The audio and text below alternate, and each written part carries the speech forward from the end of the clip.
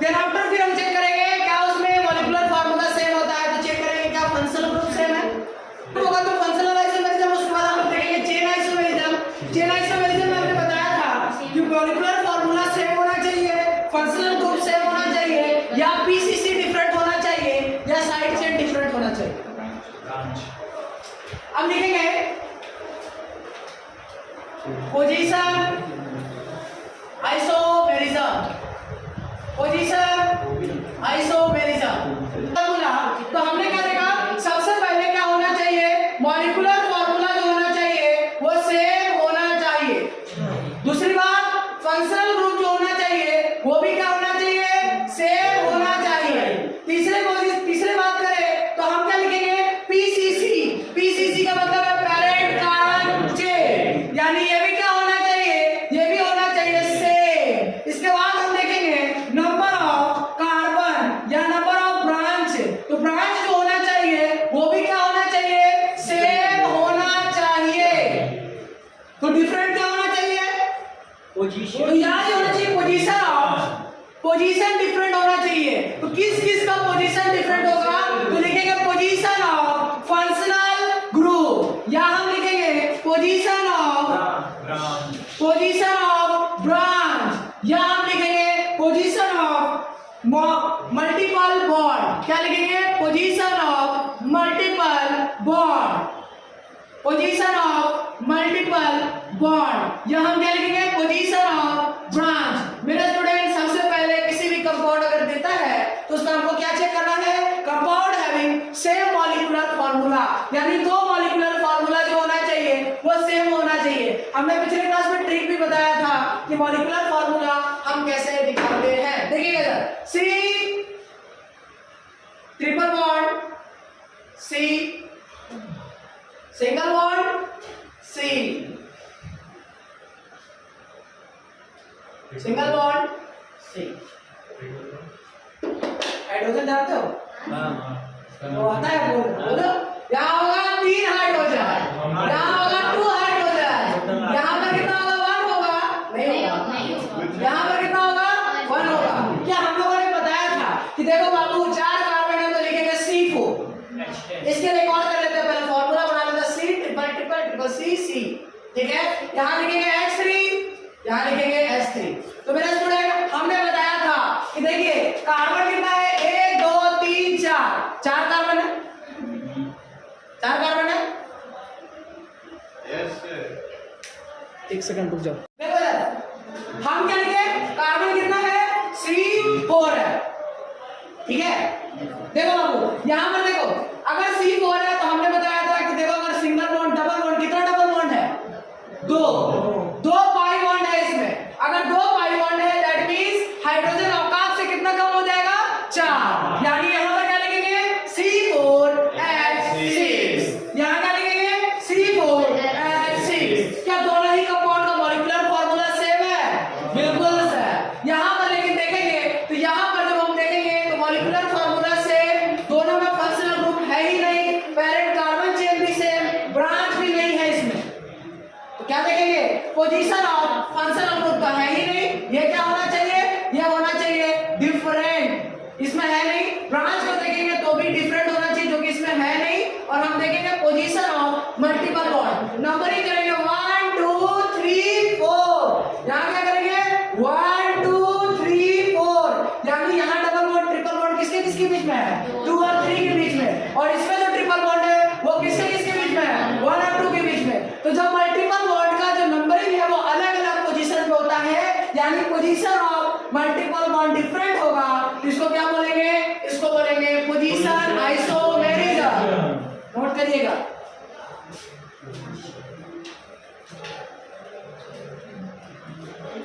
इसके बाद हम इसमें बहुत सारा सवाल करेंगे, सवाल बहुत सारा होगा, बहुत ज्यादा सवाल होगा। तो इस सारे क्वेश्चन में हमें बताना है कि कौन कौन सा आइसोमर होगा। अभी तक हमने जो आइसोमर पढ़ा है वो क्या कौन सा है, पोजिशनल, चेन और फंक्शनल। तो मेरे स्टूडेंट सबसे पहले किसी भी कंपाउंड को सॉल्व करने का तरीका यह है कि कंपाउंड में हमें चेक करना है कि जो मॉलिक्यूलर फार्मूला होगा वो सेम है या नहीं है। कंपाउंड में मॉलिक्यूलर फार्मूला सेम है कि नहीं, ये हमें सबसे पहले चेक करना है।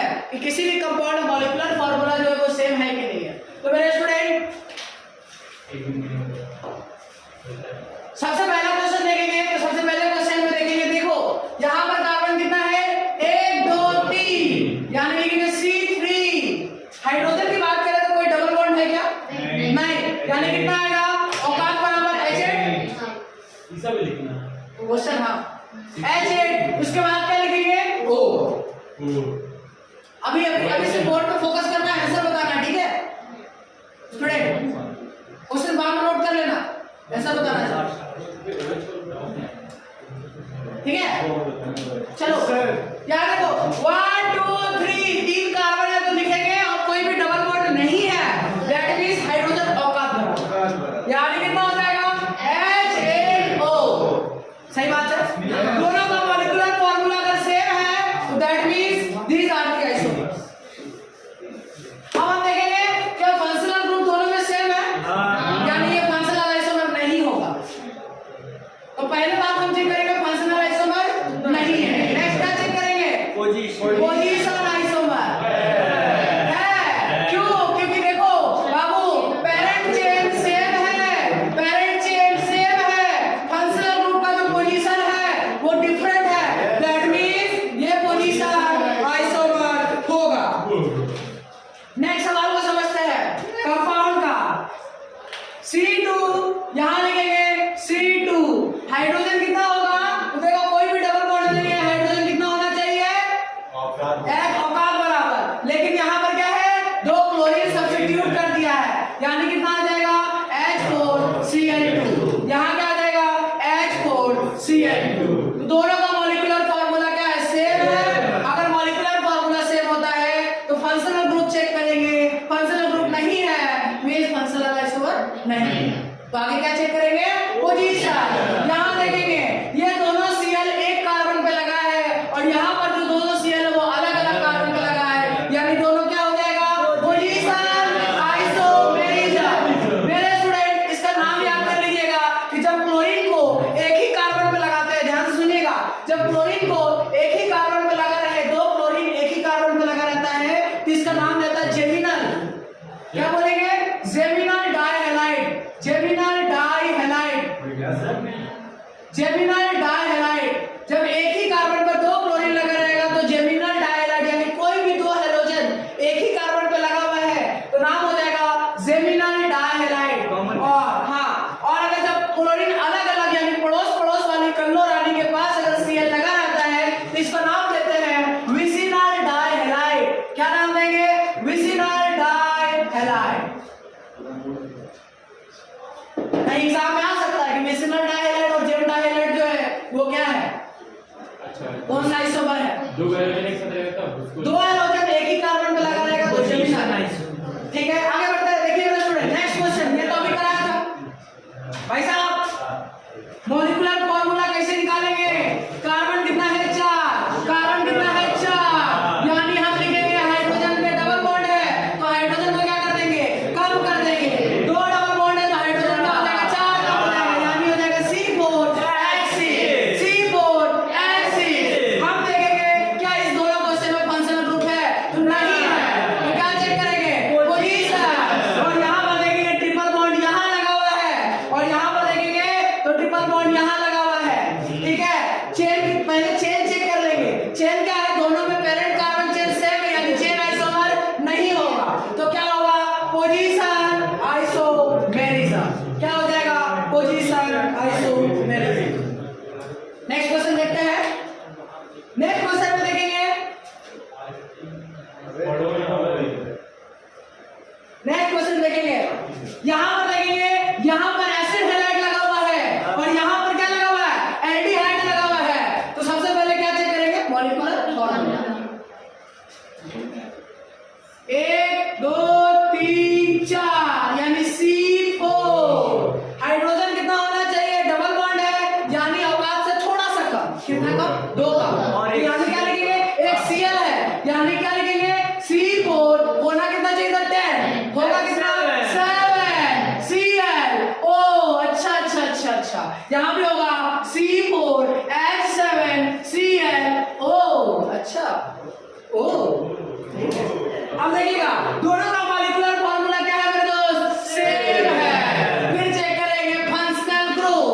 यहाँ पर फंक्शनल ग्रुप एल्डिहाइड है और यहाँ पर जो फंक्शनल ग्रुप है वो एसिड हैलाइड है, यानी दोनों फंक्शनल ग्रुप अलग-अलग है। That means these are the functional isomerism. Isomer, yes. आइए इस क्वेश्चन को देखें। कितना देगा?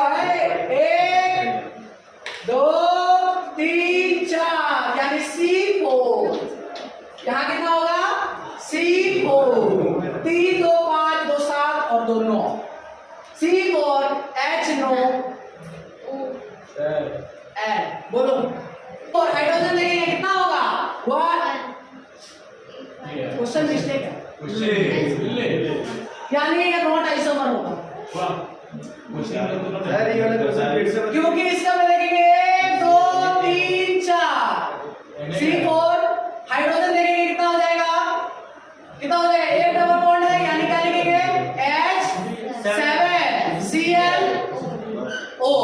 तो दोनों का मॉलिक्यूलर फार्मूला डिफरेंट है मेरे दोस्त, तो ये आइसोमर नहीं होगा। लो निकालना मॉलिक्यूलर फार्मूला हो गया बोलो हो गया ना? आइसोमर नहीं, not isomer.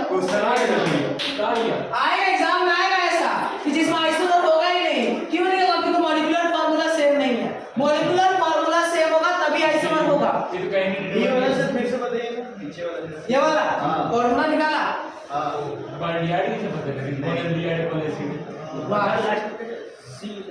C double bond OH और यहाँ क्या है? COCl एसिड हैलाइड होता है। पेशी नोमेनक्लेचर होता है। चलो ऑक्सीजन नहीं होगा। हाँ इसमें ऑक्सीजन होगा, इसमें नाइट्रोजन नहीं है, इसीलिए क्वेश्चन आइसोमर नहीं है। नाइट्रोजन होगा तो हो जाएगा। ठीक है आगे बढ़ते हैं। इस कंपाउंड में कितना कार्बन है? 1 2 3 4 5 6 C6 यहाँ कितना है? C6। हाइड्रोजन कितना होगा? देखिएगा 2 4 6 8 2 4 6 8। क्या दोनों का मॉलिक्यूलर फार्मूला सेम है? बिल्कुल सही। क्या फंक्शनल ग्रुप है? नहीं है। चेन है क्या? नहीं है। यानी हम क्या चेक करेंगे? पोजीशन। यहाँ डबल बॉन्ड का पोजीशन है 1 2 3 4 1 2 3 4 है। यहाँ देखेंगे 1 2 3 4 5 यानी पोजीशन जो है वो डबल बॉन्ड का अलग अलग है। क्या है? तो यहाँ पर क्या लिखेंगे? These are the position isomer। आगे बढ़ते हैं। इस कंपाउंड में देखेंगे 1 2 3 4 5 और 6 यानी लिखेंगे C6। क्या डबल बॉन्ड है? बिल्कुल है। एल्डिहाइड में CHO में डबल बॉन्ड होता है यानी क्या हो जाएगा? C6 हो गएगा ये H12O। इसमें मेन कार्बन 6 का मॉलिक्यूलर फार्मूला निकालते वक्त पूरा कार्बन काउंट होगा। ये तो हो गए मेन कार्बन तो 6 का है, उसमें ठीक है 6 और इसमें क्या है? रुको रुको 1 2 3 4 5 6 ठीक है। C6 H12O होगा। दोनों का मॉलिक्यूलर फार्मूला क्या है? सेम है। अब हम चेक करेंगे जब मॉलिक्यूलर फार्मूला सेम होता है तो फंक्शनल ग्रुप को देखेंगे। यहाँ पर भी फंक्शनल ग्रुप एल्डिहाइड है और यहाँ पर भी एल्डिहाइड है। अब चेक करेंगे chain isomer. Parent carbon change होगा वो यहाँ पर कितने कार्बन का होगा? 6 कार्बन का और यहाँ पर जो पेरेंट कार्बन होगा वो 5 कार्बन का। यानी पेरेंट कार्बन चेन में डिफरेंस आएगा तो उसको हम बोलते हैं चेन आइसोमेरिज्म। गलती से कोई पोजीशन आइसोमेरिज्म मत कर देना। चेक करने का सीक्वेंस यही है कि सबसे पहले फंक्शनल आइसोमेरिज्म, फिर होगा चेन आइसोमेरिज्म, फिर होगा पोजीशन आइसोमेरिज्म। और इससे भी पहले कंडीशन क्या है? इससे भी पहले कंडीशन है मॉलिक्यूलर फार्मूला सेम होना चाहिए। चलिए नोट करिएगा। हाँ लास्ट क्वेश्चन समझ गया। देखिए मेरे स्टूडेंट कार्बन काउंट करें क्या? चलो 1 2 3 4 5 6 और 7 C7। हाइड्रोजन कितना होगा? हर कार्बन में बेंजीन पे देखिएगा हाइड्रोजन होगा तो कितना आएगा? यहाँ आ जाएगा 1 2 3 4 5 और 2 7 और 1 8 C7H8O। एक बार और देखेंगे, 1 2 3 4 5 6, यानी C7 हो जाएगा क्योंकि एक मिथाइल बाहर में लगा हुआ है। ठीक है, अब हाइड्रोजन काउंट करेंगे, 1 2 3 4 5 6 और 3 8, C7H8O। क्या दोनों का मॉलिक्यूलर फॉर्मूला सेम है? बिल्कुल सेम है। लेकिन मेरे स्टूडेंट, अगर मॉलिक्यूलर फॉर्मूला सेम है तो देखिएगा यहाँ पर आपको समझना है कि अगर मॉलिक्यूलर फॉर्मूला सेम होता है तो डिफरेंट क्या है यहाँ पर? देखिए, यहाँ पर जो बेंजीन है वो डायरेक्टली OH के साथ कनेक्टेड है, इसको हम लोग बोलते हैं फिनॉल। और यहाँ पर जो बेंजीन है वो डायरेक्टली कनेक्टेड नहीं है, जिसको बोलेंगे बेंजाइल अल्कोहल। क्या बोलेंगे? Benzyl alcohol. तो ये दोनों डिफरेंट आइसोमर है, इसको क्या बोलेंगे? डिफरेंट फंक्शनल ग्रुप है, इसको बोलेंगे फंक्शनल आइसोमर। क्या बोलेंगे? Functional isomer. नोट करिएगा, प्रैक्टिस और डिग्री ऑफ अनसैचुरेशन, जिसको हम लोग बोलेंगे DBE। लिखेंगे DBE,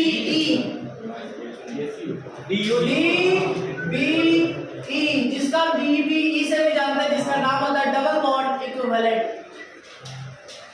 इसी को हम लोग DU भी बोलते हैं, इसी को हम लोग IHD भी बोलते हैं। IHD का मतलब क्या बताए थे? Index of hydrogen deficiency. तो मेरे स्टूडेंट, सबसे पहला सवाल जो लेंगे बोलेंगे C2H2, दूसरा लिखेंगे C6, तीसरी बात लिखेंगे C6H8, C6H8, C6H8, C6H4, C4H4, C4H4,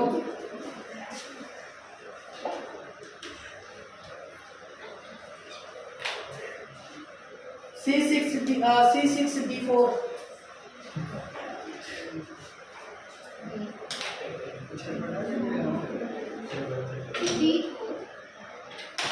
C2F2, Cl2I2,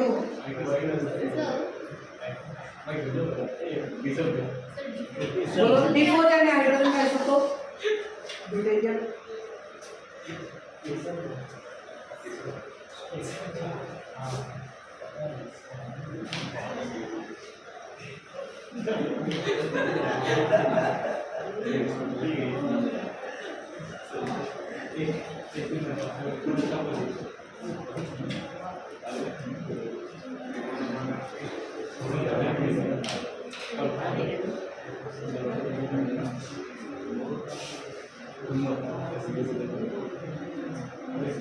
D4 ली हुई है।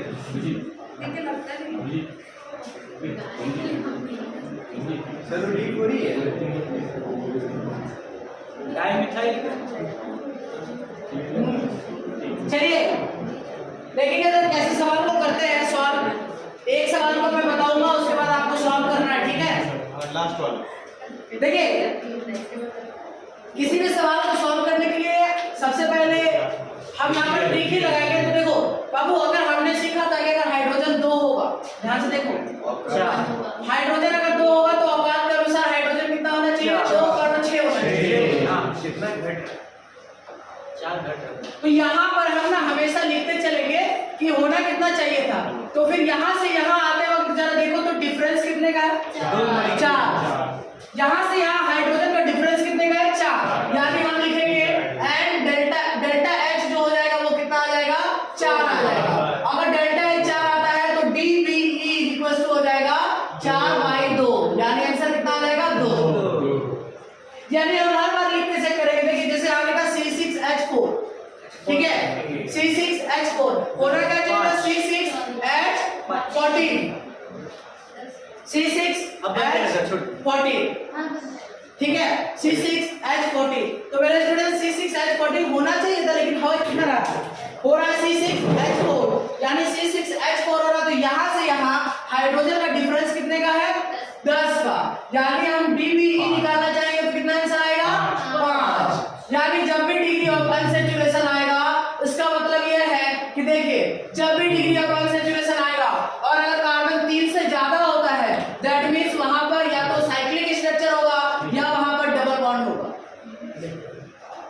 क्लियर है? Yes. चलिए आगे बढ़े, फटाफट बताइएगा। ओके लोग भी बोर्ड पे ध्यान दीजिए, कॉपी पे बाद में नोट करिएगा। हम लोग सॉल्व कर Solve. बताइएगा बोर्ड पे फटाफट क्या किया जाए। अरे वीडियो में चलो यहाँ पर लगेगा, क्या बनेगा? C6H14, यानी यहाँ से यहाँ हाइड्रोजन का डिफरेंस कितने का है? 6 का। यानी हम क्या लिखेंगे? 6। तो DBE बराबर कितना आ जाएगा? 6/2, दैट इज आ जाएगा P। ठीक है, यहाँ लिखेंगे C4, यहाँ लिखेंगे H10, यहाँ से यहाँ डिफरेंस कितने का आ गया? 6 का। यानी DBE कितना आ जाएगा? 3। यानी यहाँ पर लिखेंगे, यहाँ पर देखिए अगर मान लीजिए D4 लिखा है तो D4 को भी हाइड्रोजन ही मानते हैं, तो क्या आ जाएगा? C4H6। अब देखिएगा मेरे स्टूडेंट, सबसे पहले हम इसको हाइड्रोजन में चेंज करते हैं, क्या आएगा? C6H4। D को हमने हाइड्रोजन में चेंज किया, कोई दिक्कत? अब यहाँ से यहाँ चेक करते हैं C6H14, कितने का डिफरेंस है? 10 का। यानी DB कितना आ जाएगा? 5। कस के एकदम बोलिएगा, एकदम धुआं कर देंगे। चलिए यहाँ देखो, 2 फ्लोरीन है, 2 क्लोरीन है, 2 आयोडीन है, सबको हाइड्रोजन की तरह लिखे तो क्या लिखाएगा? C2H6। इसको होना कितना चाहिए था? C2H6। यानी डेल्टा H कितना हो गया? 0। यानी DB कितना आ गया? 0। यानी मेरे फ्रेंड इस कंपाउंड में कोई भी पाई बॉन्ड या कोई भी साइक्लिक स्ट्रक्चर नहीं होगा, यानी नो पाई नो साइक्लिक, नो पाई नो साइक्लिक। चलिए आइए यहाँ देखेंगे, क्या सवाल सेंस हो गया? हाँ सर। नहीं, चलिए नहीं बिल्कुल नहीं। ओके, बस यहाँ लिखेंगे C6H6। 2 हाइड्रोजन, 2 फ्लोरीन, 2 क्लोरीन, सबको सब्स्टिट्यूट करके होना क्या चाहिए था? C6H14 है कितना? 6। यहाँ से यहाँ हाइड्रोजन, यानी DB कितना आ जाएगा? 4। हाँ दिख रहा है ना? 4, यहाँ 4 है। ठीक है, हाँ देखते हैं, आ जाओ। C6H12, 6 और 6 12, यानी होना कितना चाहिए था? C6H14, कितने का डिफरेंस है? 2 का। यानी DB कितना आ जाएगा? 1। नोट करिएगा, और सवाल है, बहुत सारा सवाल है। सर आपको साइक्लिक पे मतलब होता है, तो साइक्लिक शुगर तो एक होता है सर, एक बीबी उसका नहीं जोड़ाएगा सर। अब यहाँ समझना तो ध्यान से, अगर क्वेश्चन में बाइवैलेंट एटम आ जाए, लिखेगा इन case of bivalent atom, in case of bivalent atom, in case of bivalent atom. देखो अगर ऐसा लेते हैं जिसमें बाइवैलेंट एटम आ जाए, बाइवैलेंट का मतलब क्या है? जो 2 बॉन्ड बनाता हो, ठीक है? जैसे हमने ले लिया, मान लिया हमने अभी ले लिया, जैसे मान लो ऑक्सीजन ले लेता, अब तक जितना भी क्वेश्चन किया उसमें ऑक्सीजन नहीं आया, सिर्फ और सिर्फ मोनोवैलेंट एटम आया, that is chlorine, chlorine, bromine, iodine. Divalent atom नहीं आया तो हम लिखेंगे इन केस ऑफ बाइवैलेंट एटम। जब बाइवैलेंट एटम आता है तो देखिए क्या करेंगे, ध्यान से समझिएगा। अगर बाइवैलेंट एटम आता है तो हम क्या करेंगे? नेग्लेक्ट करेंगे ऑक्सीजन को, ये थर्ड ट्रिक है। क्या करेंगे? नेग्लेक्ट ओ को एकदम नेग्लेक्ट कर देंगे, ओ को नेग्लेक्ट कर देंगे। तो अब तुम्हारे मन में आ रहा है सवाल, बताइए, है ना? जैसे लिखा CO2, पहले क्वेश्चन लिखते हैं CO2 लिखा, तो देखो यहाँ पर क्या लिखेंगे? C। हमने क्या बोला कि बाइवैलेंट के केस में ऑक्सीजन को नेग्लेक्ट कर देंगे, तो सिर्फ क्या बचा? C। होना कितना चाहिए था? CH4 है कितना? 0, यानी हाइड्रोजन का डिफरेंस कितना है? 4, यानी डेल्टा H बराबर 4, यानी DB बराबर 2। यानी मेरा स्टूडेंट जब ऑक्सीजन लिखा रहेगा तो उसको नेग्लेक्ट कर देना है, और जिस तरह हमने हाइड्रोजन को पुट कर रहे थे उस तरह हाइड्रोजन पुट कर दिए। बोलो सारा जिसमें ऑक्सीजन आएगा सब सन पे लगेगा, ठीक है? अब लिखेगा third number case, in case of trivalent atom, in case of trivalent atom, in case of trivalent atom, तो मेरे स्टूडेंट हमने कल बताया था ट्राइवेलेंट एटम यानी अमीन, किसी को याद है 1 डिग्री 2 डिग्री और 3 डिग्री प्राइमरी सेकेंडरी और टर्सरी। तो मेरे स्टूडेंट देखो, अगर जब हमारे पास NH3 आता है, अरे N आता है ना, 3 बॉन्ड बनाता है नाइट्रोजन, नाइट्रोजन कितना बॉन्ड बनाएगा 3 बॉन्ड। तो देखो हम लिखते हैं कि नाइट्रोजन हमारे पास 3 बॉन्ड बनाएगा, तो हम उसमें काम ऐसा केस लेते हैं जिसमें नाइट्रोजन एक हाइड्रोजन के साथ लिंक होगा। कितने के साथ लिंक होगा? एक हाइड्रोजन के साथ लिंक होगा, बाकी 2 किसी के साथ बॉन्ड बनाएगा। यानी नाइट्रोजन के केस में हम क्या करेंगे, नाइट्रोजन के केस में हम एक हाइड्रोजन, एक मतलब एक मोनोवैलेंट की तरह काउंट करेंगे। जैसे फॉर एग्जांपल एक सवाल लिखते हैं, लिखिए सवाल लिखिए, जैसे हमने लिखा सवाल C3H7 नाइट्रोजन, C3H7 नाइट्रोजन। तो हम क्या करेंगे, इसमें से जब भी नाइट्रोजन आएगा तो सबसे पहले NH को अलग करेंगे, सिर्फ और सिर्फ कितना भी नाइट्रोजन रहे एक नाइट्रोजन के साथ NH लिखेंगे। कितना लिखेंगे?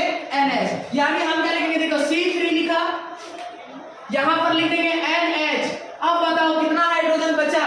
6। यहां पर लिखेंगे C3H6, C3H6। अब इसको, ये जो NH है इसको हम नेग्लेक्ट कर देंगे, यानी जब जब नाइट्रोजन आएगा उस समय N और H को सिर्फ नेग्लेक्ट करना है। किसको नेग्लेक्ट करना है? N और H को, यानी एक नाइट्रोजन और एक हाइड्रोजन को नेग्लेक्ट करके बचा बच्चों को लिख देंगे। तो सर चलो देखो यहाँ पर देखा, इधर इधर इधर, हेलो हेलो, बोर्ड पे ध्यान दो, C3H7 NH, इसमें से NH अलग कर लिया, H अलग कर लिया, बचा क्या? C3H6। होना क्या चाहिए था? C3H6 बचा है, होना चाहिए था C3H8। यानी यहां से यहां हाइड्रोजन का डिफरेंस कितना है? 2। यानी डेल्टा H बराबर कितना आ जाएगा? 2। यानी DBE बराबर कितना आ जाएगा? 1। DBE बराबर कितना आ जाएगा? 1। कोई दिक्कत समझने में? कोई डाउट? अब देखो एक सवाल ये लिखो, C6H8 O2N2, C6H8 O2N2। इस सवाल को कैसे करेंगे ध्यान से समझिएगा। क्या करेंगे? कार्बन 6 है तो लिखा 6, ऑक्सीजन को तो नेग्लेक्ट कर देंगे, 2 नाइट्रोजन है तो यहाँ क्या हो जाएगा? N2H2 अलग हो गया, बचा कितना हाइड्रोजन? 6, यानी का H6, यानी क्या आ गया? C6H6। होना क्या चाहिए था? C6H14। बोलो C6H14। तो यहाँ से यहाँ डिफरेंस कितना का आ रहा है हाइड्रोजन का? डिफरेंस आ रहा 8, यानी डेल्टा H यहाँ से यहाँ 8 आ रहा है, तो DBE कितना आ जाएगा? DB आ जाएगा 4। क्लियर है? DB कितना आ जाएगा? 4। कोई डाउट समझने में? चलो नोट करो।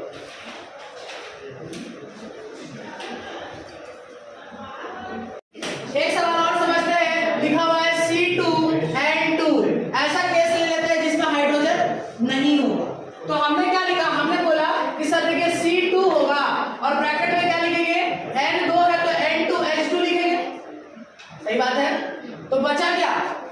यहाँ हाइड्रोजन नहीं है, चाहिए कितना? 2, यानी क्या लिखेंगे? H-2। सही बात है। अब बताइए जनरल फॉर्मूला जो होता है वो क्या होता है? C2H6। यानी यहाँ -2 है, यहाँ 6 है, तो यहाँ से यहाँ डेल्टा H का जो डिफरेंस आ जाएगा वो आ जाएगा 8। तो DBE जो आ जाएगा वो आ जाएगा 4। कितना आ जाएगा? 4। क्लियर है? चलिए नोट करिए, आगे बढ़ते हैं। देखिएगा ring chain isomerism, ring chain isomerism. देखो काम में धोखा चीज है। अच्छा जानोगे कैसे? रिंग चेन आइसोमेरिज्म नाम एक रिंग होगा और एक चेन होगा, वैसा आइसोमर जिसमें एक रिंग और एक चेन होगा, दोनों का मॉलिक्यूलर फार्मूला सेम होगा। यानी देखो यहाँ लिखा CH2, ध्यान से देखो, यहाँ लिखा CH2, यहाँ लिखा CH2, यहाँ पर लिख रहे हैं इस दोनों को जोड़ दिए तो कंपाउंड में एक रिंग है, तो मॉलिक्यूलर फार्मूला 1 2 3 कार्बन है तो C3H6।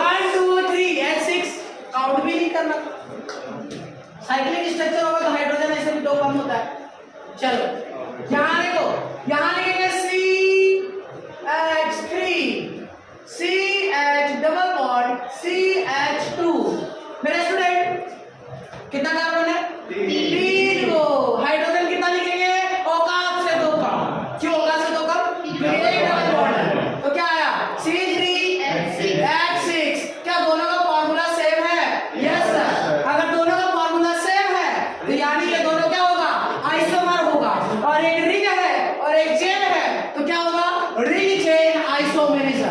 एक और कंपाउंड का एग्जांपल लेते हैं। एक, दो, तीन और ये चार। CH नहीं किया। ये दोनों का मॉलिक्यूलर फार्मूला सेम होगा, तो इसका मतलब क्या होगा? ये दोनों क्या है? आइसोमर है। और ये रिंग है और ये चेन है, तो ये आइसोमर को क्या बोलेंगे? Ring chain isomerism. हाँ, तो मेरे स्टूडेंट हमने क्या क्या पढ़ा? आइसोमर। अगला एक और आइसोमर बचा हुआ इस टॉपिक पे, दो आइसोमर, एक है मेटामेरिज्म और दूसरा है टोटोमेरिज्म, जो कि अगले क्लास हम कवर कर लेंगे। उस हिसाब से हमारा स्ट्रक्चरल आइसोमर जो है वो कंप्लीट हो जाएगा। हमने क्या क्या देखा? आइसोमर दो टाइप का होता है। सबसे पहले आइसोमर क्या होता है? Compound having same molecular formula but different chemical and physical properties. हमने बताया था कि एक एसिड होता है, एक ईस्टर होता है। एसिड क्या होता है? जो कि जिसका हाथ दबाएगा तो जल जाएगा, और ईस्टर क्या होता है? जिसका स्मेल बढ़िया आएगा। कौन सा स्मेल? Frooti smell. ठीक है, यानी जब हम लोग कोई वगैरह कोल्ड ड्रिंक वगैरह पीते हैं ना, तो कोल्ड ड्रिंक वगैरह में भी लिखा हुआ रहता है ऐसे, उसमें स्टार रहता है। ठीक है, आगे बढ़ते हैं। फिर हमने देखा आइसोमर दो टाइप का होता है। कौन सा? स्ट्रक्चरल और stereo. Compound having same molecular formula but different structural formula are known as structural isomerism. Compound having same molecular formula and same UPSC are known as stereo isomerism. But different क्या होगा? Different होगा इसका arrangement of atom. ठीक है, तो इसलिए isomerism पढ़ाएंगे, आगे की चर्चा आगे क्लासेस में करेंगे। Have a nice day. Thank you.